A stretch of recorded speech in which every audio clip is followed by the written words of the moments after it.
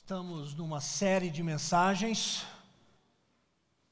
onde o título é uma pergunta, e eu espero que a resposta a essa pergunta seja uma resposta boa, né?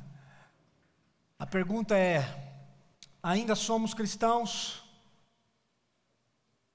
Dá ainda para a gente bater no peito e dizer, sim, eu ainda sou cristão.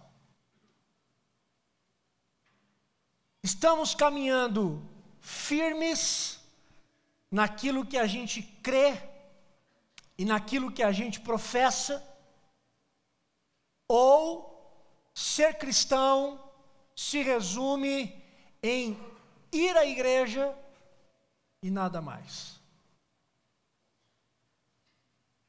Porque isso é o que tem acontecido muito no mundo hoje. É cristão porque vai a uma igreja, está vinculado muito mais a uma placa denominacional do que ao evangelho. Se esse for o caso, nós não somos cristãos. Nós somos religiosos enquadrados dentro de uma denominação. Porque ser cristão é muito mais do que ir à igreja. Ser cristão é a gente viver em cada canto da nossa vida o evangelho. Ser religioso é estar muito mais preocupado com as regras e com as normas.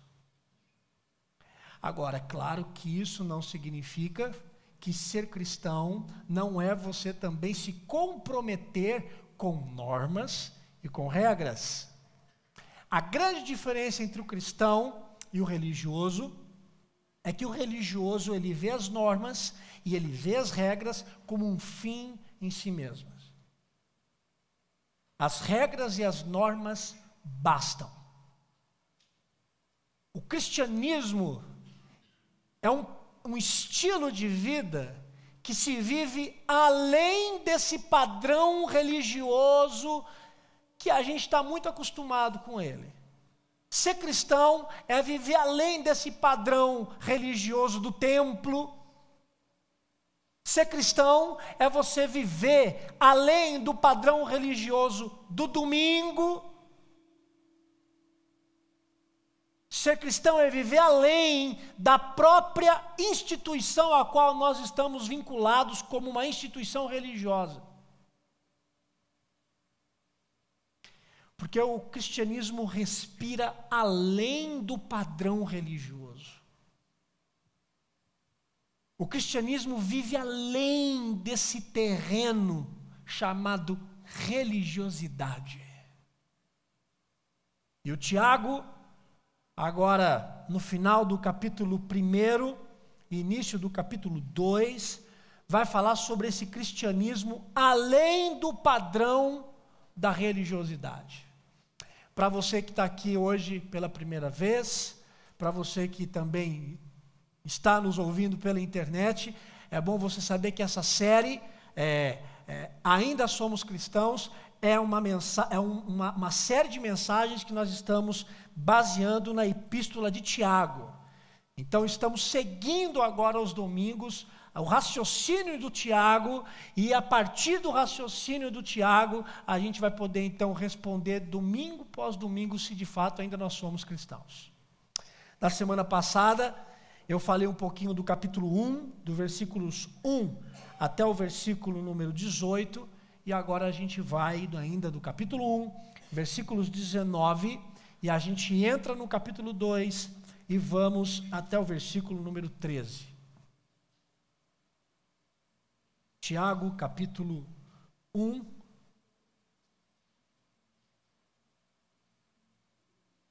de 19 a 27, a gente encerra o capítulo 1, e nós iniciamos o capítulo 2, de 1 até o 13. Antes, vamos orar? Vamos pedir para Deus falar com a gente à medida que a gente lê a palavra dele. Senhor, toda honra, toda glória seja dada ao teu santo nome. Toda honra e toda glória seja dada ao teu santo nome. Eu peço, Senhor, para que nessa noite o Senhor nos faça entender que viver o cristianismo está muito além desse padrão imposto sobre nós, sobre uma religiosidade baseada em normas e regras. E que nós possamos viver um cristianismo além do templo, além do domingo, além de tudo aquilo que a gente tem vivido como princípios de uma religiosidade tão acostumada por nós. Que o Senhor possa falar ao nosso coração à medida em que nós vamos lendo esse texto e nos ensine. Tem misericórdia de nós, em nome de Jesus eu oro e agradeço. Amém. Tiago, capítulo 1, versículo 19, diz assim: sabeis essas coisas, meus amados irmãos. Todo homem, pois, seja pronto para ouvir, tardio para falar e tardio para se irar. Porque a ira do homem não produz a justiça de Deus. Portanto, despojando-vos de toda impureza e acúmulo de maldade, acolhei com mansidão a palavra em vós implantada, a qual é poderosa para salvar a vossa alma. Tornai-vos, pois, praticantes da palavra, não somente ouvintes, enganando-vos a vós mesmos. Porque se alguém é ouvinte da palavra e não praticante, assemelha-se ao homem que contempla num espelho o seu próprio rosto natural. Pois a si mesmo se contempla e se retira, e para logo se esquece de como era sua aparência. Mas aquele que considera atentamente na lei perfeita, lei da liberdade, e nela persevera, não sendo ouvinte negligente, mas operoso praticante, esse será bem-aventurado em tudo que realizar. Se alguém supõe ser religioso, deixando de refrear a sua língua, antes enganando o próprio coração, a sua religião é vã. A religião pura e sem mácula para com o nosso Deus e Pai é esta: visitar os órfãos e as viúvas nas suas tribulações, e a si mesmo se guardar incontaminado do mundo. Meus irmãos, não tenhais a fé em nosso Senhor Jesus Cristo, Senhor da glória, em acepção de pessoas.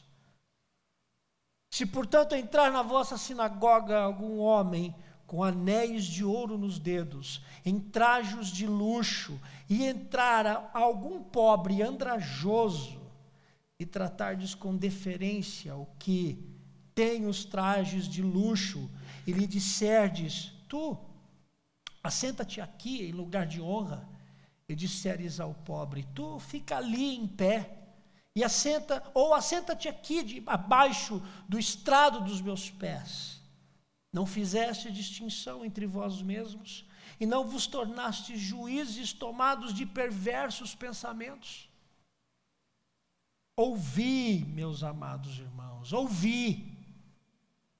Não escolheu Deus os que para o mundo são pobres, para serem ricos em fé e herdeiros no reino que ele prometeu aos que o amam? Entretanto, vós outros menosprezastes o pobre. Não são os ricos que vos oprimem, e não são eles que vos arrastam para os tribunais. Não são eles os que blasfemam o bom nome que sobre vós foi invocado. Se vós, contudo, observais a lei régia segundo a Escritura, amarás o teu próximo como a ti mesmo, fazeis bem. Mas se todavia fazeis acepção de pessoas, cometeis pecado, sendo arguidos pela lei como transgressores. Pois qualquer que guarda toda a lei, mas tropeça em um só ponto, se torna culpado de todos. Portanto, aquele que disse, não adulterarás, também ordenou, não matarás. Ora, se não adulteras, porém matas, venha a ser transgressor da lei. Falai de tal maneira, e de tal maneira procedei, como aqueles que hão de ser julgados pela lei da liberdade. Porque o juízo é sem misericórdia para com aquele que não usou de misericórdia. A misericórdia triunfa sobre o juízo. Amém. Nós temos hoje 2 temas básicos que fala sobre esse rompimento com a religiosidade para se viver o cristianismo. 2 temas básicos. Se ainda nós somos cristãos, nós temos que lidar hoje com esses 2 temas. O primeiro é o domínio sobre si mesmo. Dominar a si mesmo. E aí a gente vai basear dos versículos do capítulo 1, do 19 a 27.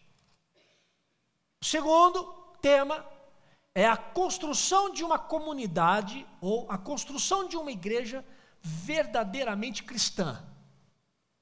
E aí é o capítulo 2, de 1 a 13. Vamos tentar conversar um pouquinho sobre esses 2 pontos, para a gente poder então romper com essa religiosidade que enjaula, e que o cristianismo é um leão, que tem que sair fora dessa jaula, para a gente poder entender e poder responder se de fato ainda nós somos cristãos.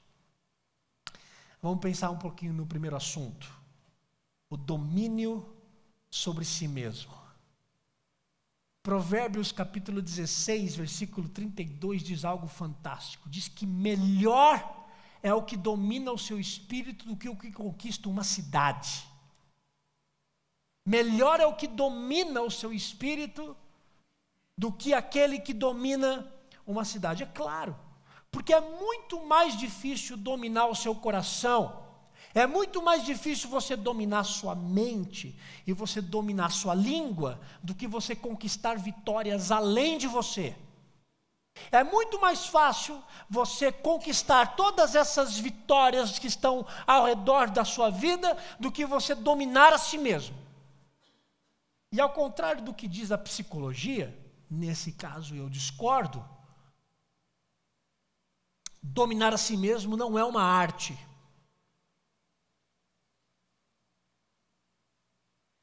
Dominar a si mesmo é um fruto do Espírito. Paulo fala sobre isso em Gálatas. O domínio sobre si não é uma arte. Porque nós somos um vulcão. E para dominar esse vulcão, só o Espírito Santo para nos guiar, para nos dominar. Dominar a si mesmo é um fruto do Espírito.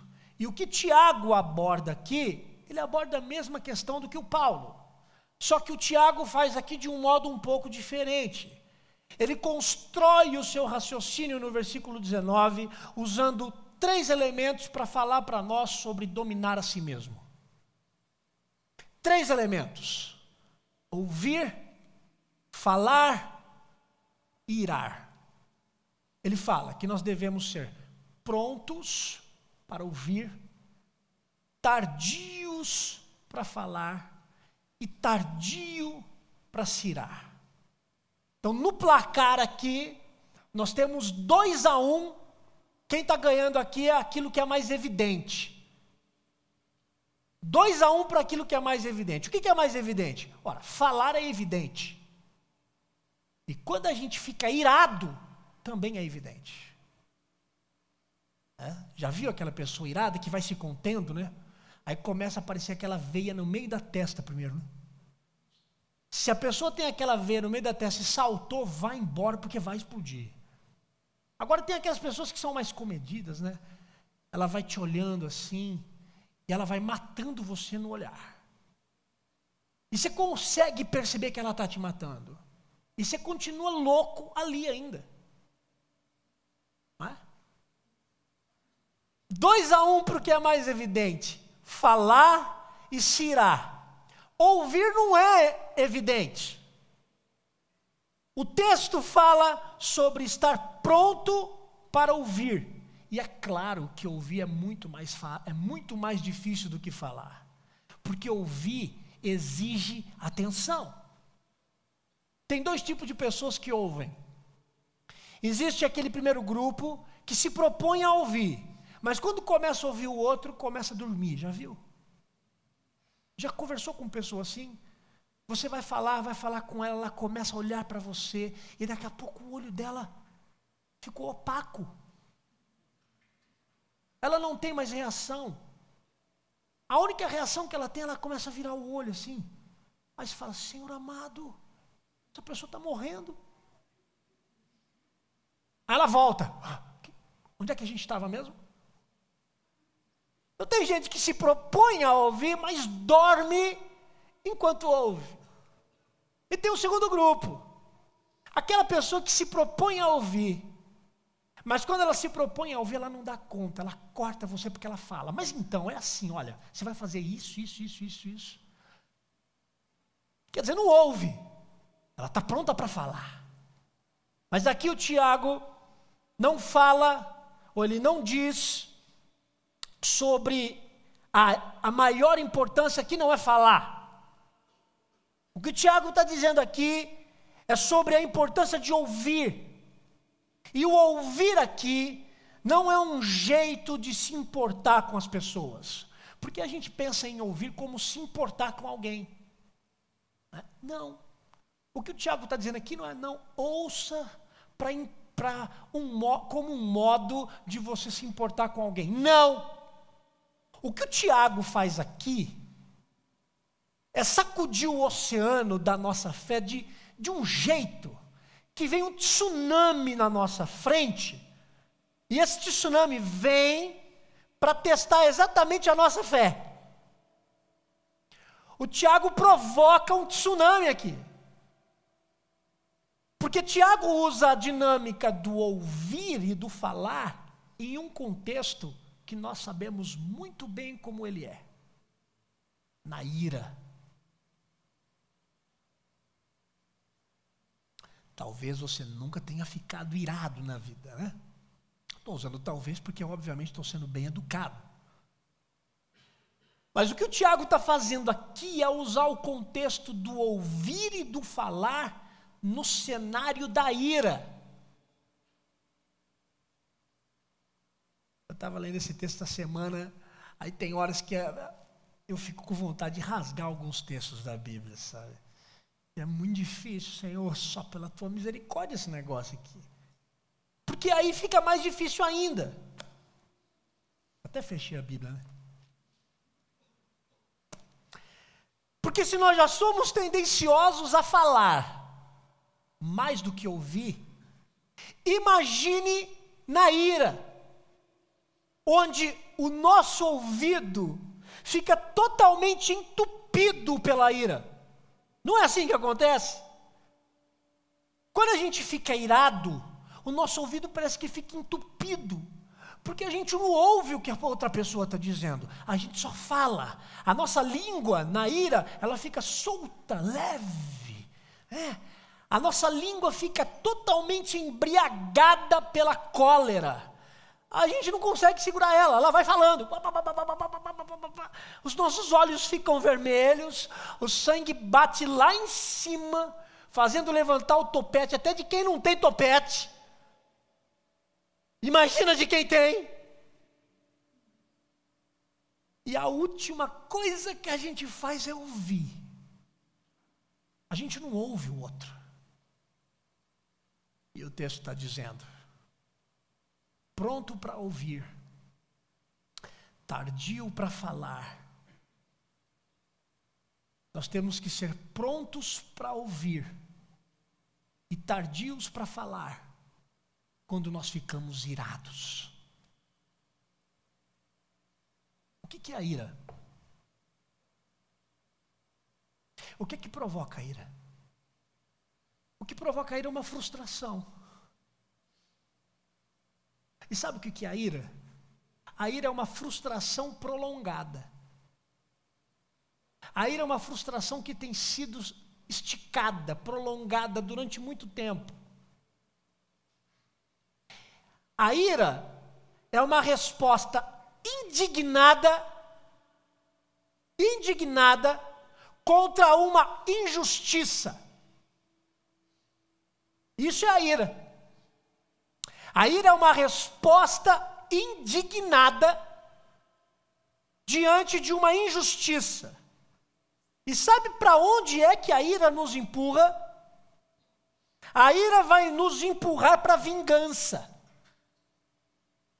Porque se nós somos tomados pela ira, o que nós vamos querer fazer é responder a essa injustiça com vingança.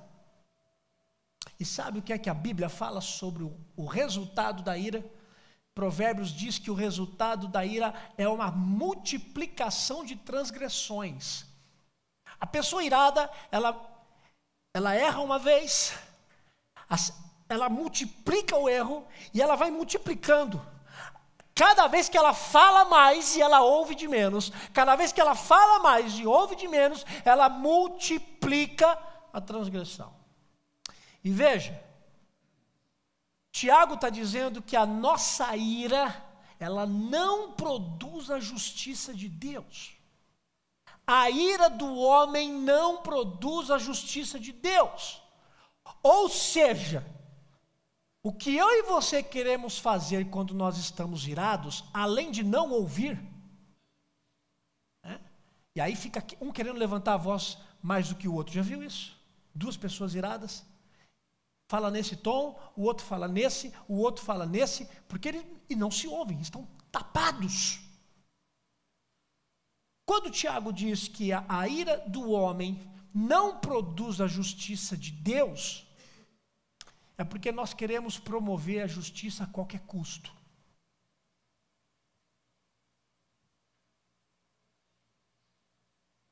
É possível que na sua vida você já tenha se sentido injustiçado. E agora? Você tem duas opções na vida. Primeira, você fazer da sua vida um martírio para tentar se vingar dessa injustiça que cometeram contra você. E tem gente que está tão doente que vai maquinando a sua justiça própria, que vai maquinando a sua vingança, e enquanto não realiza, não se sente satisfeito. Mas você tem uma segunda opção. Se sentiu injustiçado? Já pensou na possibilidade de ter que engolir essa injustiça e seguir na vida? Impossível. Como é que os pastores, o senhor está dizendo que eu vou ter que engolir essa injustiça? Engole. E vai viver. Engole e vai viver. A nossa ira não produz a justiça de Deus. Agora vamos fazer uma pergunta bem séria, bem simples. Há espaço para a ira na nossa vida? Existe espaço para a ira na nossa vida? Bom, as Escrituras dizem que a gente pode irar e não pecar. Talvez essa dinâmica da ira na nossa vida, o lugar da ira na nossa vida, talvez tenha algumas vertentes. Primeiro, irar e não pecar, talvez seja quando o sangue ferve e ferve mais um pouco, e você segura. Tá tudo bem?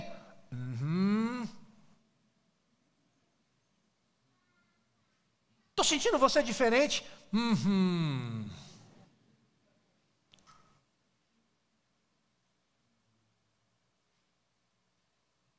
Talvez essa seja uma dinâmica. A gente sentir ira, mas a gente segurar a onda. E eu proponho hoje uma segunda dinâmica. E essa segunda dinâmica pode estar exatamente no conselho do Tiago, quando a ira chega. Quando ele diz: esteja mais pronto para ouvir, e que você seja tardio para falar. Quando você estiver mais pronto para ouvir e mais tardio para falar, vai existir um cenário em que você vai poder evidenciar a sua ira. Opa, o pastor está dizendo que existe uma situação em que eu posso evidenciar minha ira? É perigoso eu dizer isso, mas é assim. Existe um contexto muito específico onde você pode evidenciar sua ira sem pecar. Eu vou deixar mais para o final. Não fique irado comigo, não. Se tem algo que a ira faz com a gente, é tirar a nossa prontidão. Quando a gente está irado, eu não estou pronto para ouvir o outro. Quando eu estou irado, eu estou disposto a falar. Quando eu estou irado, na verdade, eu não estou pronto para resolver a questão. Quando eu estou irado, eu quero despejar no outro a minha fúria, quem eu sou, a minha justiça própria, porque afinal de contas eu fui injustiçado. E eu não vou levar isso para casa. Versículo 21 do capítulo 1, o Tiago fala que nós devemos despojar dessas coisas. E ele fala sobre duas situações de despojo. E por que não usar uma outra palavra? De despejo da nossa alma. O primeiro, ele fala que nós devemos nos despojar da impureza. Porque quando fala de despojar, a gente já logo pensa na imoralidade, vida sexual. Ah, meu Deus, eu preciso me limpar da impureza, me despojar disso. Ok, mas não é só isso. O Tiago está dizendo que não só da impureza, que é o que geralmente vem na nossa mente quando se fala em despojar, mas ele fala de despojar da maldade. E o que é a maldade aqui? A maldade é a resposta irada na injustiça. E por que se despojar dessa postura malvada e de ira? Ele diz: nós temos que nos despojar disso porque nós acolhemos com mansidão a palavra implantada em nós. Olha o trocadilho que o Tiago usa. Ele usa a palavra mansidão. Ou seja, quando você se irar e você ficar com vontade de decepar a cabeça da pessoa, você então recebe com mansidão a palavra. Funciona mais ou menos assim: Senhor, eu vou matar fulano. Senhor, eu vou matá-lo. E aí o Espírito Santo diz: não, você não vai matar. Você vai amá-lo. E aí o que você faz? Ao invés, você pode se irar com Deus. Não! Eu quero matá-lo. Tá bom, eu não vou matar, mas eu posso pedir para o Senhor matar? Não fui eu que matei? A palavra diz: quando você recebe com mansidão o Evangelho, quando você se irar contra alguém e você quiser matar essa pessoa, você se curva à palavra. Ok, Senhor. Você não se curva a outra pessoa. Você recebe com mansidão a palavra, ou seja, você coloca o rabinho entre as pernas e você diz: Senhor, é verdade, a tua palavra está dizendo isso e eu me curvo à tua palavra. Eu recebo com mansidão a tua palavra. Essa é a diferença dos obedientes para os rebeldes. O rebelde recebe a palavra, mas ele não, quando ele entra num contexto de ira, ele não recebe a palavra com mansidão, ele se revolta. O obediente se curva.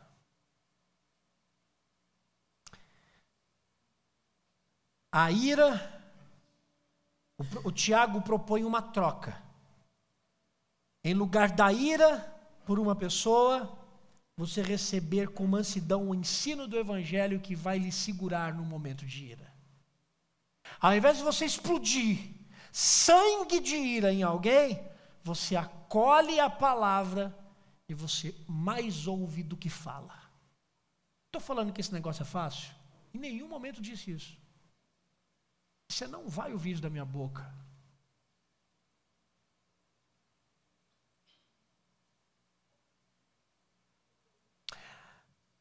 Agora a gente também tem que saber ouvir.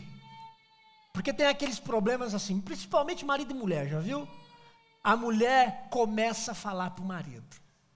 E quando a mulher começa a falar, ela não para. Não para. E papapá, e faz uma outra conexão com o pai, papapá. E o cara já se perdeu na primeira conexão, já ficou para trás. Aí ele faz aquele olhar de paisagem. Já entrou na Matrix. A mulher está falando, ela está falando em câmera lenta, né? E ele está olhando assim, gente, o que eu estou fazendo aqui, cara? Quer dizer, ele não está ouvindo. Ele está, mas não ouvindo. Até que a mulher ofende ele. Aí ele, opa, isso aí não, aí eu ouvi. Porque a gente só ouve o que nos ofende. A gente não quer ouvir as verdades ditas como verdades que restauram. Mas a gente prefere ouvir uma ofensa mentirosa do que uma verdade redentiva.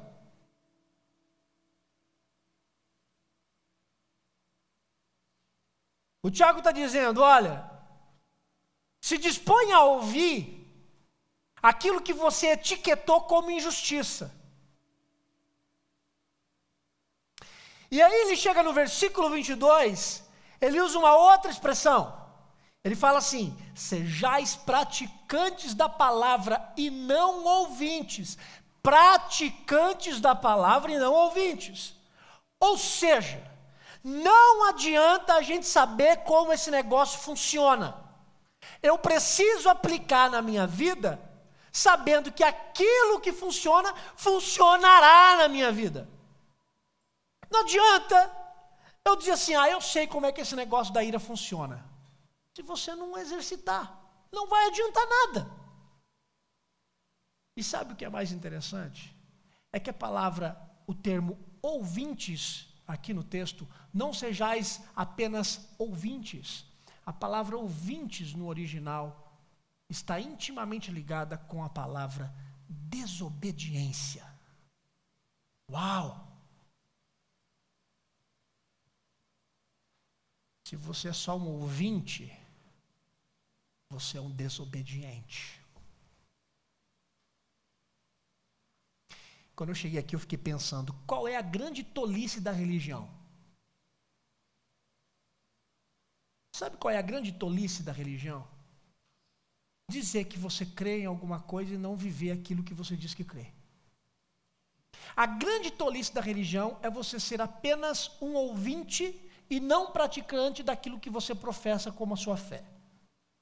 É você falar que crê e não pratica aquilo que crê. Essa é a maior tolice da religião. E a metáfora que o Tiago usa para isso é a figura de uma pessoa que contempla o seu rosto num espelho e logo se esquece de como ele é. A gente se esquece. Qual é a aplicação do Tiago aqui? A aplicação que o Tiago faz se refere àquele tipo de pessoa que ouve o Evangelho e quando ela ouve o Evangelho, ela faz algumas pequenas mudanças na sua vida, mudanças superficiais, mas no fim de tudo, ela segue a sua vida, ela segue o seu caminho, ditando as próprias normas para si mesmo. E está cheio de gente assim. Está cheio de gente que vai para a igreja, que vão para os bancos, que são tão religiosos, que por conta desse compromisso religioso, acabam assumindo algumas posturas superficiais na vida. Existe um primeiro tipo de mudança superficial, mas não passa disso, porque no final das contas, quem dita a regra do jogo não é a palavra de Deus, é você mesmo. É você mesmo. O que é que pode nos libertar dessa condição egoísta da gente não conseguir dominar a gente mesmo? A referência está no versículo 25. E no versículo 25 ele faz referência à lei. E que é uma palavra que o cristão contemporâneo não gosta. Lei. Porque a gente diz assim, não, o Novo Testamento é a aliança da graça. É o movimento da graça. O Antigo Testamento é o movimento da lei. É? Mesmo? Você sabe o que o Tiago fala sobre a lei? Ele diz, versículo 25, o que considera atentamente na lei perfeita, e olha agora, lei de liberdade, será bem-aventurado. A lei, não é lei não, a lei também é graça. O que a gente tem no Velho e no Novo Testamento é graça. Não tem distinção entre lei e graça, porque a lei também é graça. E sabe por que a lei é graça? Porque a lei gera liberdade. Lei de liberdade. A lei de Deus não nos reprime. A gente diz assim, não, eu não posso fazer tal coisa na vida porque a Bíblia diz para não fazer. Então isso não é liberdade, isso é escravidão. Não, o seu conceito de liberdade pode estar equivocado. Porque quem está algemado ao pecado, vê o pecado como liberdade. Mas o pecado não é liberdade, o pecado é escravidão. Liberdade é quem nos liberta desse estado de prisão. Ah, mas eu não posso fazer isso, não posso fazer aquilo. Meu irmão, olha só, entenda uma coisa. A vida impõe liberdade, impõe limites sobre nós. A vida faz isso. Vá no Rio de Janeiro, suba no Corcovado e agora diga assim, vou voar. É claro que sem asa delta, né? Você entendeu. Voarei. Pega lá o oceano e vai parar lá na África. Hã? Olha, vocês podem fazer o teste. Vocês querem fazer o teste, vocês que vão lá para a África fazer missão? Vá no Corcovado, vou voar. Você vai morrer, porque a vida já impõe limites sobre você. Porque limites também geram vida, gera vida. Limite gera vida. E é isso que a palavra de Deus faz em mim e faz em você. A lei não me reprime, a lei me liberta. Me liberta do quê? Do que a lei liberta? De nós mesmos. A lei não te liberta do outro. A lei te liberta de você mesmo. E por que eu digo isso? Olha o que ele diz no versículo 26 e 27 do capítulo 1. Se alguém supõe ser religioso, deixando de refrear a língua, antes enganando o próprio coração, a sua religião é vã. A religião pura e sem mácula para com o nosso Deus e Pai é essa: visitar os órfãos e as viúvas nas suas tribulações e a si mesmo guardar-se incontaminado do mundo. Se alguém supõe ser religioso, mas não refreia a língua, engana-se a si mesmo. Engana a si mesmo. E quando a gente fala de dominar a língua, é claro que o desdobramento desse negócio é grande. É óbvio que o assunto dá pano para manga e a gente fica aqui até no outro domingo. Topam? gente fica aqui, falando do problema da língua, até o outro domingo, com choro e ranger de dentes. Por quê? Qual é o contexto que o Tiago está falando aqui sobre o dominar a língua? A gente tem que entender primeiro no contexto imediato. Qual é o contexto imediato? Você tem que segurar a sua língua quando a ira chega. Esse é o contexto. Está irado? Ficou irada? Quer falar? Não fala. Ouve. Ouve. Tem gente que faz isso, né? Aí parece que você fica com mais raiva ainda, né? Porque você quer que a outra pessoa fale igual você. A pessoa não fala. A pessoa só faz aquele gesticular com a boca, né?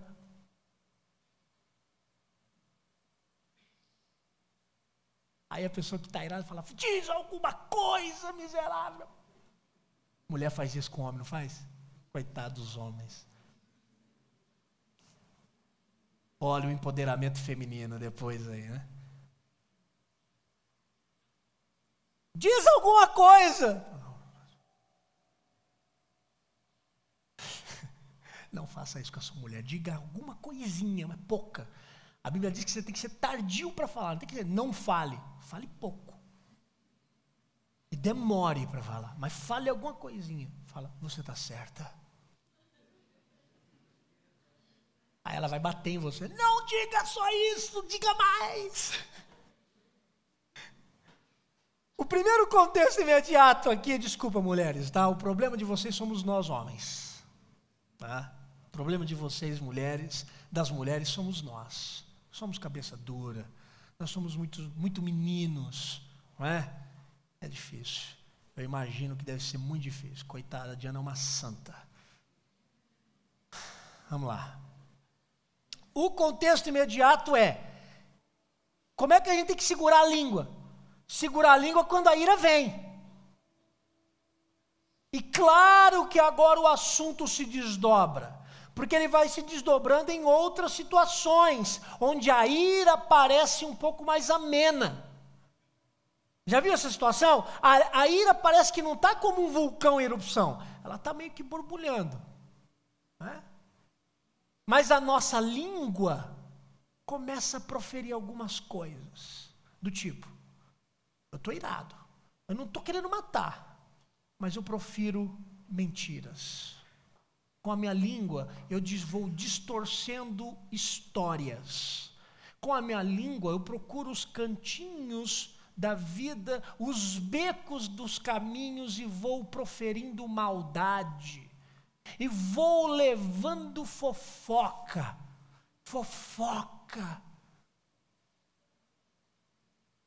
intriga. Vou dizer uma coisa para você. Se você bate no peito e diz que é cristão, mas não segura a sua língua, ou na ira, ou quando você não está irado, mas você faz isso com maldade, fofocando, distorcendo e mentindo, eu preciso dizer que aquilo que você crê é vão. Porque quem está dizendo não sou eu. É o que a palavra está dizendo nessa noite.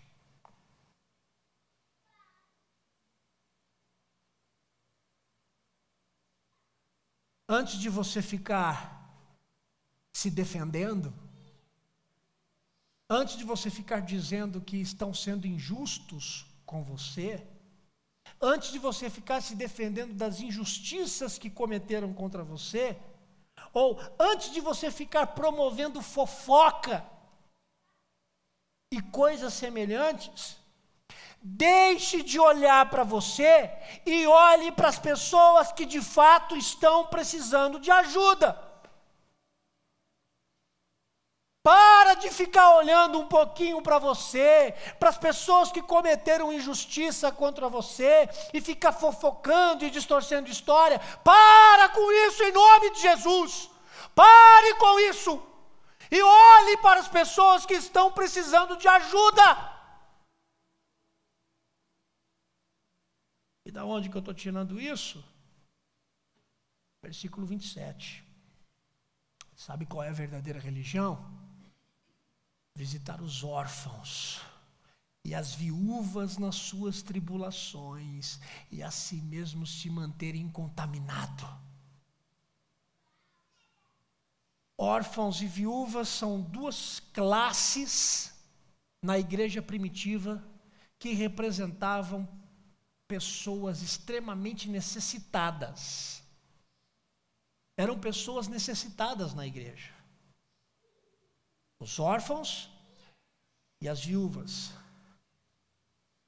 Sabe qual é o movimento que o Tiago então sugere para nós? Lembra quando eu falei lá no início que tem uma situação que você pode ficar irado? Lembra? Lembra disso? Ou você já se esqueceu disso? Se você esqueceu, eu posso pular. Ou você quer saber onde você pode ficar irado, né? Tá bom, eu vou dizer. Não se ire pelas injustiças que cometeram com você. Não se ire pelas justiças, porque tem muita gente que fica irado pelas justiças que cometeram contra você. Então não se ire pelas injustiças ou pelas justiças. Mas se tem um cenário onde você tem que ficar irado, é quando você ver alguém necessitado e que não está recebendo ajuda. Quer ficar irado? Quer ficar irada? Então fique quando você perceber alguém necessitado que não está recebendo ajuda. Aí você pode ficar irado. Ou seja, é meio que pecado, eu não vou usar meio que pecado não, é pecado nós nos irarmos pelas injustiças cometidas contra nós. Agora, não é pecado você irar quando você vê alguém necessitado que não está recebendo ajuda. Aí você pode se irar. Ou seja, gaste sua energia não se defendendo, mas ajudando o necessitado. Ainda nós somos cristãos? Então domine a si mesmo. Se você é cristão, domine a si mesmo.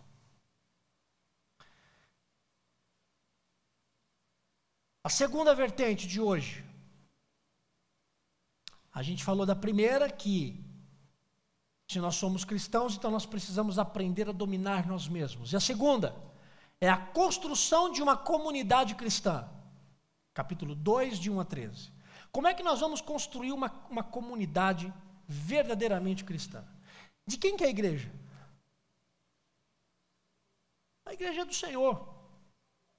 E tem gente que usa desse discurso para se omitir da responsabilidade de se envolver com a igreja. Aí, já que a igreja é do Senhor, o Senhor vai levantar os obreiros? Sim, Ele vai levantar os obreiros. Agora, entenda uma coisa. Eu e você temos a responsabilidade de edificar a igreja, de construir a igreja baseado na palavra de Deus. Tem gente que quer construir igreja fora da palavra, mas aí vão se acertar no tempo oportuno. Tiago aqui fala, no capítulo 2, de 1 a 13, sobre a construção de uma igreja. Eles estavam construindo uma igreja que estava se desenvolvendo sobre o solo da discriminação e do preconceito. Como que pode uma igreja se erguer tendo como base uma relação de discriminação e de preconceito? E aí, sabe o que o Tiago fala? O Tiago diz: não existe fé cristã em acepção de pessoas.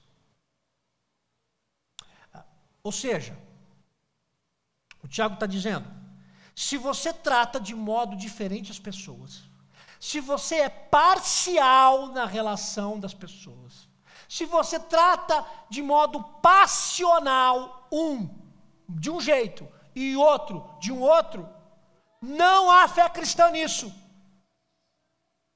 Não existe fé cristã nessa parcialidade. Não existe fé cristã nessa passionalidade relacional em favorecer um e desfavorecer a outro. Não existe fé cristã em acepção de pessoas. Ele diz no versículo 1: meus irmãos, não tenhais a fé em nosso Senhor Jesus Cristo, o Senhor da glória, em acepção de pessoas. Não existe.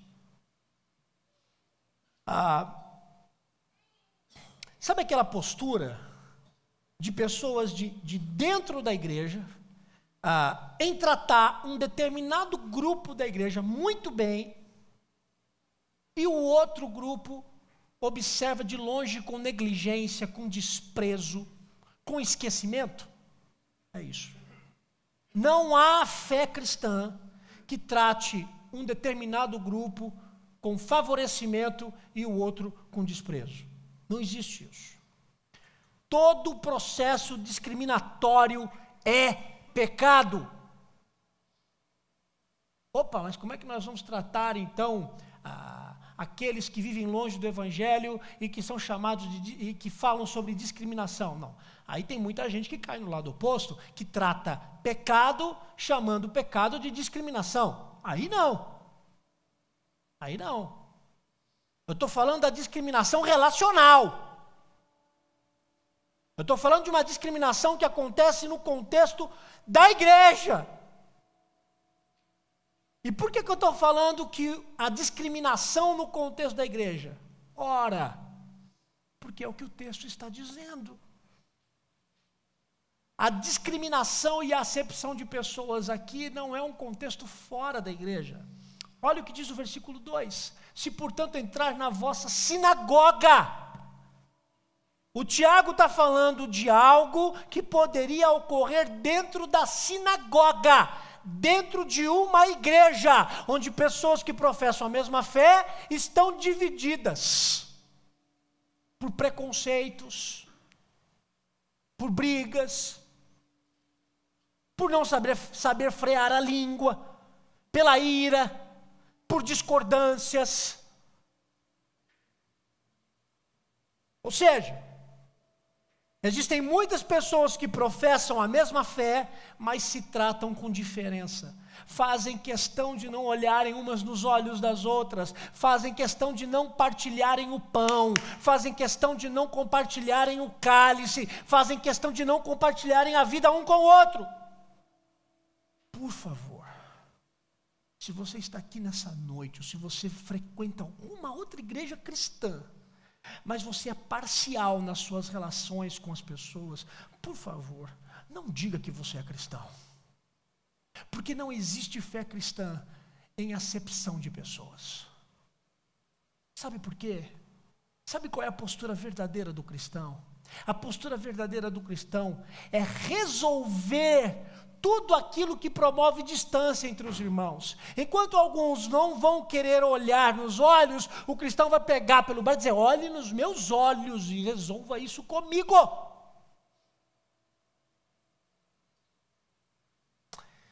O exemplo que o Tiago usa aqui no texto é o exemplo do rico e do pobre. E ele conta uma metáfora. Fala, imagine, chega uma pessoa na igreja, está lá um pobre, o pobre está sentado no primeiro banco da igreja, ouvindo, mas chega na igreja, a igreja lotada, chega um cara, alinhado, anel de ouro, raibanzão no rosto, um blazer invocado, uma pessoa muito bem aparentada. E aí o líder chama esse homem, chega para o pobre e diz assim: dá uma licencinha. Aí o pobre olha: mas onde que eu vou sentar? Lá na escada. Olha lá na escada você vai conseguir ouvir. Eu vou pedir para o pessoal da mesa aumentar o som da caixa lá fora e você vai poder ouvir. Mas esse lugar é o lugar de honra desse homem. Por favor, dá licença.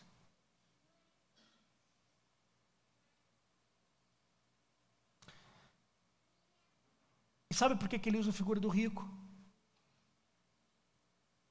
Porque o rico não apenas tem projeção social, mas o rico também pode projetar a igreja.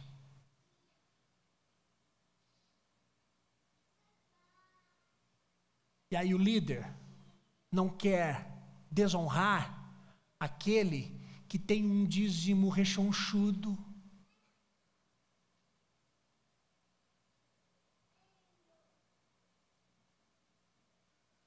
Então prefere honrar e sentar na mesa com quem vai olhar para ele e dizer assim: eu vou ajudar na construção da igreja com 100 mil por mês.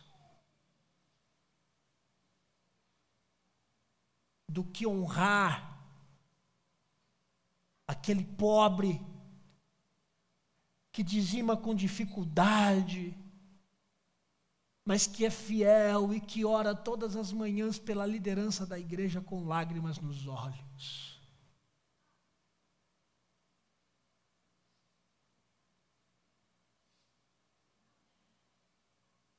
Eu gostaria de apresentar então 3 realidades sobre essa postura parcial entre as pessoas. A primeira, a gente faz distinção entre as pessoas como resultado de critérios errados. Que critérios errados? Por que eu estou dizendo que a gente faz essa distinção com base em critérios errados? É claro, porque esses critérios nascem em nós e ficam em nós. O versículo 4 diz que nós nos tornamos juízes, cujos pensamentos se tornam perversos. Ou seja, nós queremos ser juízes nessa relação.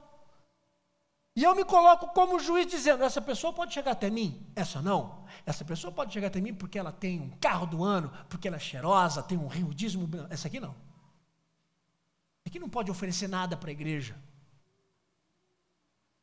E sabe por que os nossos pensamentos se tornam perversos? Exatamente pela acepção. Exatamente pela parcialidade. E sabe o que isso gera na igreja? Isso gera na igreja a ausência de vínculos. É uma igreja que está aqui, é uma igreja onde as pessoas vão até elas, mas as pessoas não têm vínculos. Elas estão sozinhas, estão mirrando, estão enfrentando problemas, mas não tem com quem partilhar. Por quê? Porque assim, o que se tem nessa igreja é uma relação parcial. E quando eu me refiro a esta igreja, não estou dizendo a esta igreja, eu me refiro à igreja espalhada pelo mundo.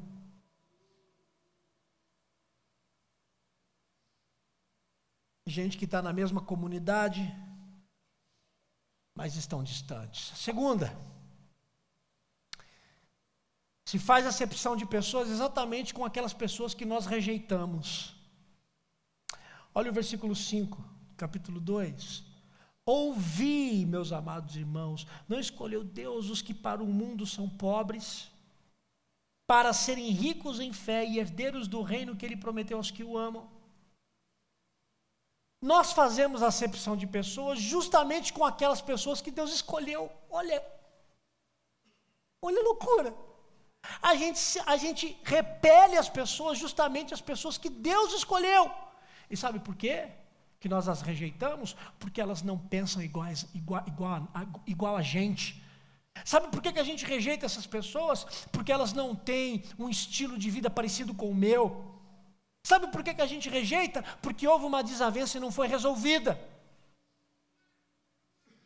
É muita disposição no falar e pouca disposição em ouvir. Nós rejeitamos porque o nosso critério é um critério narcisista. A gente quer que todo mundo seja igual a nós. E se não for, está fora. Ah, mas no céu nós vamos ter muita surpresa. Você vai descobrir que no céu só tem você igual a você. Se você quer um céu igual a você, talvez o céu não seja o céu. Talvez o seu céu seja um inferno.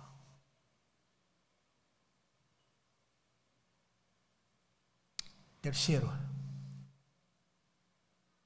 a acepção de pessoas é a quebra de todo o mandamento de Deus. Versículo 8, e versículo 9. Como é que nós resumimos o mandamento? Amar a Deus acima de todas as coisas e amar o próximo como a ti mesmo. Ok, se a gente pegar essa segunda metade, fazer a acepção de pessoas, é você deixar de amar o próximo como a si mesmo.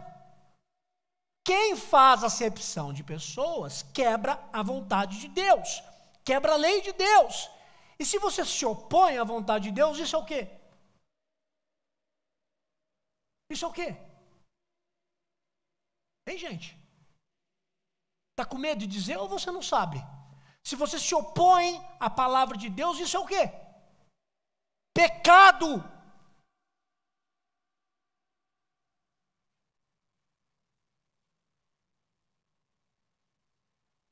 Se você trata com parcialidade, e se você faz acepção de pessoas, isso tem nome, é pecado, porque você está deixando de amar o próximo, você está amando a si mesmo. E a Bíblia diz no versículo 10, no capítulo 2, pois qualquer que guarda toda a lei, mas tropeça em um só ponto, se torna culpado em toda ela. Você pode não cobiçar, você pode não matar, você pode não adulterar, você pode honrar o seu pai e sua mãe. Mas se você faz acepção de pessoas, você quebra toda a lei. Você é pego nela toda. O quadro que o Tiago pinta é de uma igreja que olha muito mais para si do que para o outro.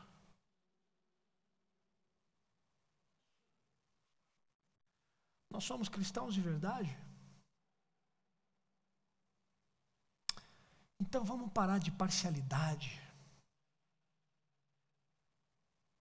de tratar com honra com um e desonra o outro. Vamos aprender a construir uma igreja onde se olha nos olhos e que não tem medo de resolver os seus problemas. Vamos ser de fato uma igreja? Então vamos aprender a dominar a nós mesmos. Essa é a característica, se de fato nós somos cristãos.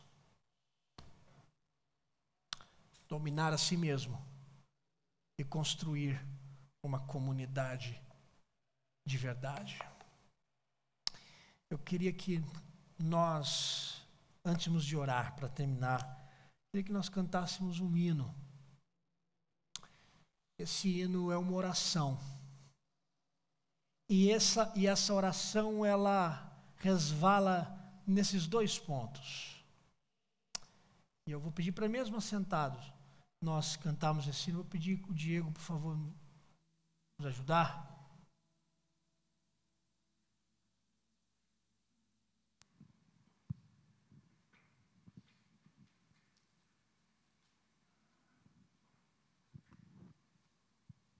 Vamos cantar Finda-se esse dia.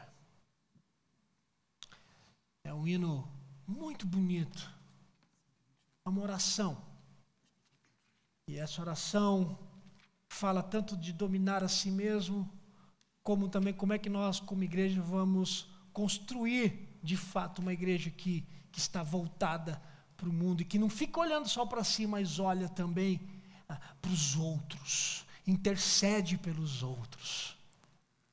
Vamos cantar esse hino mesmo, sentados.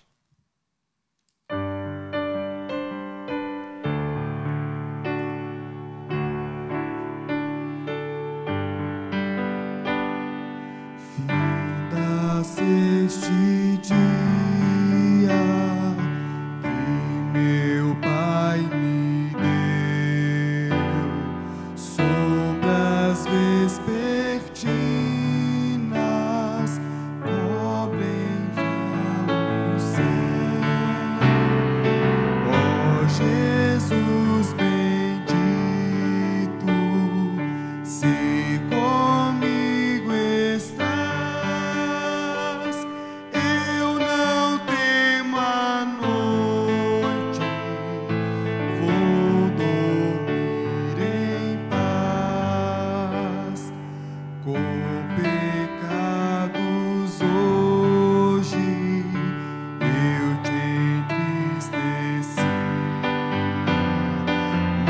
perdão te peço por amor de ti. Sou pequeno e frágil, livra-me do mal. Quem te eu tenha proteção final. Guarda o marinheiro no violento mar, e que sofre dores queiras confrontar. Ao tentado estende tua mão, Senhor.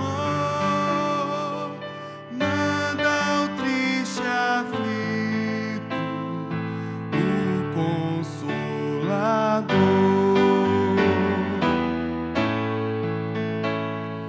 Pelos pais e amigos, pela santa lei, pelo amor divino, graças te darei. Ó Jesus, aceita minha petição e seguro durmo sem perturbação.